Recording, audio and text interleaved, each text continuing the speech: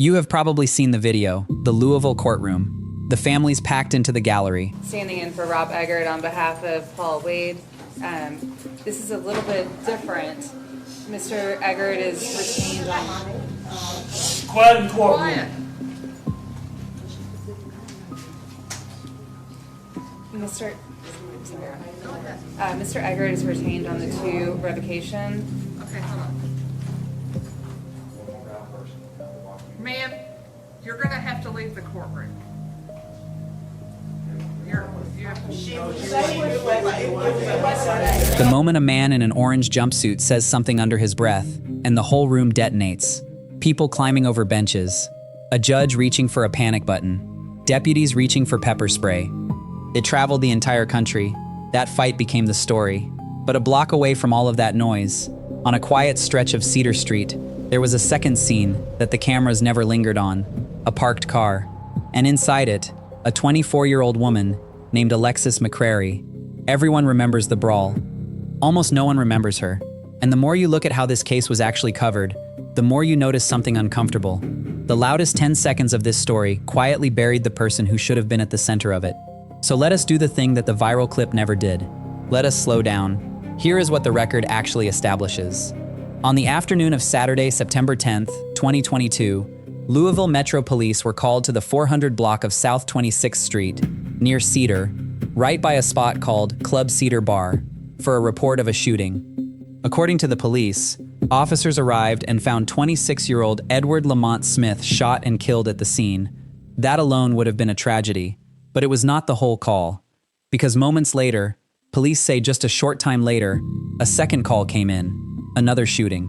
1 block over, in the 2500 block of Cedar Street, and when officers got there, they found a woman fatally shot inside a vehicle. That was Alexis McCrary. 2 people, 2 scenes, 1 block apart, minutes apart, on the same ordinary Saturday afternoon. And this is where the first real question of this case lives. A question the Brawl footage completely swallowed. Why 2 locations? Think about what that detail implies. This was not one shooting with 2 victims standing side by side. According to the police account, Smith was found at one address and McCrary a full block away, alone, in a car. Investigators stated publicly that they believed the 2 shootings were related. But the word related is doing an enormous amount of work in that sentence, and the public record never fully explains how. Hold on to that because we are going to come back to it. Here is what happened next, and it is the part everybody did see. On October 13, 2022, Louisville homicide detectives announced an arrest. 31-year-old Paul Wade was taken into custody.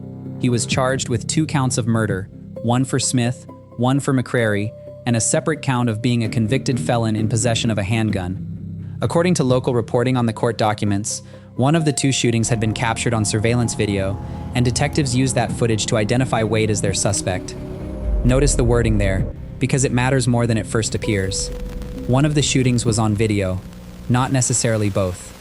The public record does not clearly state which of the 2 scenes the camera actually captured, and in a case with 2 separate locations a block apart, that is not a small detail. It is potentially the difference between what investigators could watch happen with their own eyes and what they had to piece together after the fact. There is one more thing about the sequence worth sitting with, and it is pure analysis, so treat it as a question and not a conclusion. According to the police account, Smith was located first, and McCrary was found a short time after, a block away. That ordering raises a question the public reporting never resolves. Did whatever happened on 26th Street set in motion what happened on Cedar Street? Or were these 2 moments in a single, fast-moving event that investigators only later understood as connected? The police used one careful word, related, and then stopped. They did not say who was first in any sense that mattered, or why the second location existed at all. When investigators choose a word that precise and then say nothing more, it is usually because the fuller answer is either still being built for a courtroom or because it is genuinely more complicated than a headline can hold. Either way, the public was left with the word and not the explanation behind it. At his arraignment, a not guilty plea was entered on Wade's behalf. A judge set bond at $1 million, cash, and that should have been the beginning of a long, closely watched road toward a trial. Instead, the story took a hard turn into something nobody scripts. On October 21st, 2022, Wade was back in a Jefferson County courtroom for a preliminary hearing. For the victims' families, according to the judge who was on the bench that day, it was the first time they had seen him in person, in custody. And as deputies walked him out, Wade, by the account of Judge Ann Haney, said an expletive toward the family. The room came apart. People stood. People jumped the barrier. According to court and news accounts, several family members went after Wade, and in the chaos, one person went over the judge's own bench. Wade ducked toward the door that led back toward the holding area. Judge Haney hit her panic button. Deputies used pepper spray to bring the room back under control. When it was over, 4 people, Joshua Smith, Isaiah Smith, Joshua Whetstone, and Monitra Kane, were arrested and charged with offenses that included disorderly conduct and obstructing governmental operations, and in a couple of cases, assault and resisting arrest. And that is the clip. That is the 10 seconds that traveled from Louisville to the rest of the country. No one wins, the judge said afterward. But watch what the virality actually did. The story stopped being about 2 people who were killed. It became a spectacle about a fight. The headlines were about the brawl. The shares were about the brawl. The reaction videos were about the brawl. And Alexis McCrary, the woman found alone in that car on Cedar Street, became a name in the second paragraph, if she was named at all. So let us give her back the first paragraph. Here is the honest, uncomfortable truth about researching Alexis McCrary. The public record tells us startlingly little about who she actually was. We know she was 24 years old. Some outlets reported her age as 25. A small discrepancy, but a telling one, because it hints at how fast the reporting moved past her and toward the louder part of the story. We know she was from Louisville. We know she was found in a vehicle, 1 block from where Edward Smith was killed.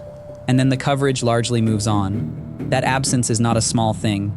In case after case like this one, the victim who is found near a more dramatic scene, or whose death gets folded into a single phrase like double homicide, becomes a kind of footnote to their own killing. The person disappears into the category, and the questions that should be asked about them, who were they, why were they there, what were they to the other victim, quietly stop being asked at all. So let us ask them, clearly, and let us be just as clear about what we do not know. We do not know, from the public record, how Alexis McCrary and Edward Smith knew each other, or whether they knew each other well at all. We do not know why she was on Cedar Street that afternoon. We do not know whether she was, in the view of investigators, an intended target, or someone who was in the wrong place at a catastrophic moment. Police said the 2 shootings were related. They did not spell out, at least not publicly, what that relationship actually was. Anyone who tells you they know the answer to those questions is guessing. We are not going to guess. If you care about the people behind these stories, and not just the viral moments they get reduced to, please subscribe to this channel. It genuinely helps us keep doing the slow, careful version of these cases instead of the loud one. Now, here is the reason this case sits so strangely, and the reason it still deserves your attention today.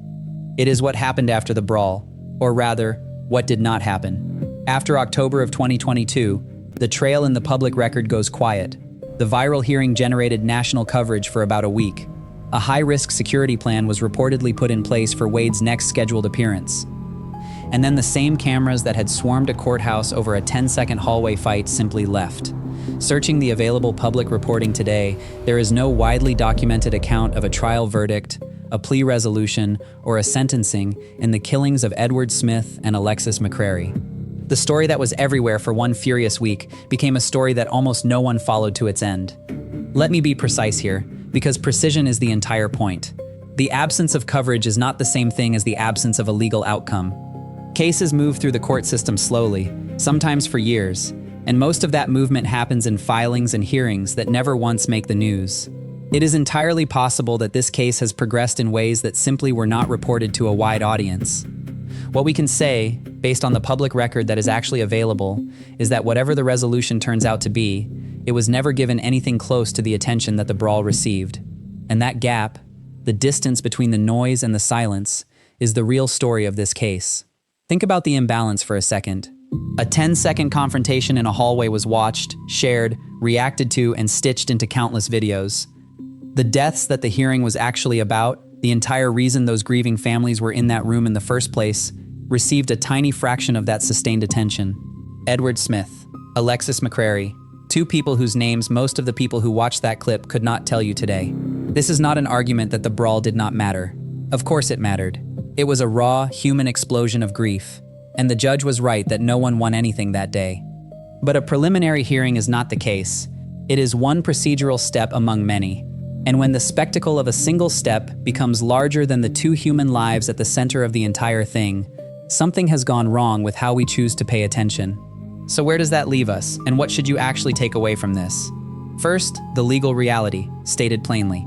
Paul Wade was charged with 2 counts of murder. He has not, in anything the public record establishes, been convicted in these killings. An arrest and a charge are allegations. They are the state's claim, and not a proven fact. Every person accused of a crime is entitled to the presumption of innocence, and to have that claim tested in a courtroom. Nothing in this video should be taken as a statement that he is guilty. That is a question for a court, weighing evidence, and not for a viral clip, and not for us. Second, the human reality. There is a family that lost Alexis McCrary, and a family that lost Edward Smith. And for them, none of this was ever content. The worst moment of their lives became a meme. Whatever you feel when you see that hallway footage, it is worth remembering that the people going over those benches were parents, and siblings, and children, people whom one block of Cedar Street and one Saturday afternoon had shattered. And third, the open question that this whole case leaves sitting on the table. Why were there 2 scenes? What was the connection that police clearly saw but never publicly explained? And what actually happened, in the end, to the case that the country stopped watching? Those questions do not have loud answers. They have the quiet kind. The kind you only ever find if you refuse to let the story end at the Brawl. Alexis McCrary was found alone in a car on Cedar Street. She was 24 years old. She deserved more than a second paragraph. If you want us to keep following the cases that everyone else scrolls past, the ones where the loudest 10 seconds is not the real story, subscribe and stay with us. Because the moment the cameras leave is usually the exact moment these cases need someone still paying attention. One final and necessary word. This video is based on publicly available reporting and official statements as of the time it was produced. Paul Wade has been charged. He has not been shown here to be guilty of anything, and he retains the presumption of innocence unless and until he is proven otherwise in a court of law. Details in developing cases can and do change over time. And where the public record was simply silent, we have told you that plainly, rather than filling the gap with speculation.